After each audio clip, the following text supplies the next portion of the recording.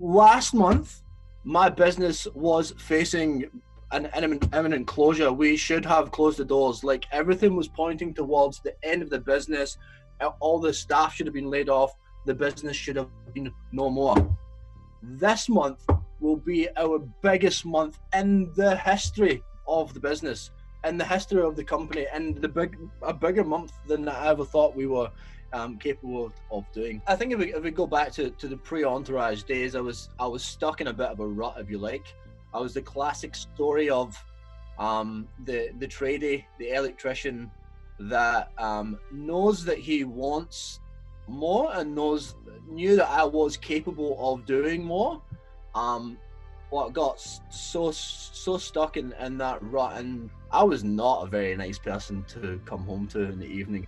Well, that was nasty, but I was so caught up and so wrapped up in keeping things going and making sure things happen that I was just either always tired or be grumpy, or I didn't have time for any other conversation unless it was about the business. Whereas now I feel like I have a completely healthy life work integration, if you like. Before I joined, I was probably averaging between $65,000 to $75,000 a month. So that's sort of where we got to in the initial stages of the Entourage. Then comes along the old coronavirus that took us all by surprise. And one day, it was a Tuesday, I remember the date was, the phone just stopped ringing. And on the Monday before that, the phone had been ringing with people cancelling appointments. So I literally sat in this chair and I was like, that's it.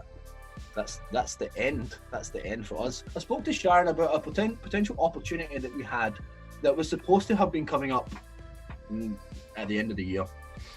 And it was just this one thing she said to me. She's like, well, why can't you do it now? I was like, I don't know. She's like, well, why don't you go and find out? I was like, I can't just call someone up and ask them I can't just ask someone. And she's like, yes, you can. So anyway, a long story short, we did that, and the absolute humility of it and the fact that everyone understands means that this month we'll have our biggest month in the history of the company. So this month we'll do about 150 grand. And and more importantly, all of my staff are back on full time. So everyone's back at work, everyone's back to normal. Things feel normal again for everyone.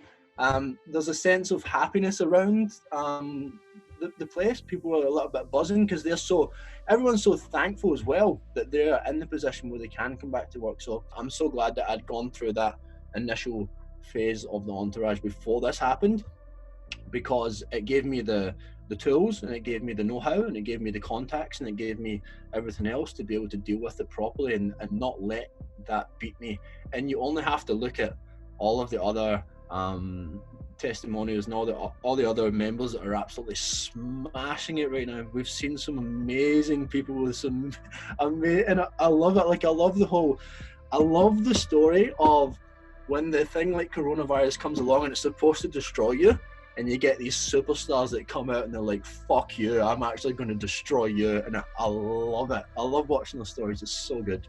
I think for me, and this is still my favorite thing about the Entourage, is the community of people that are just there to surround yourself with.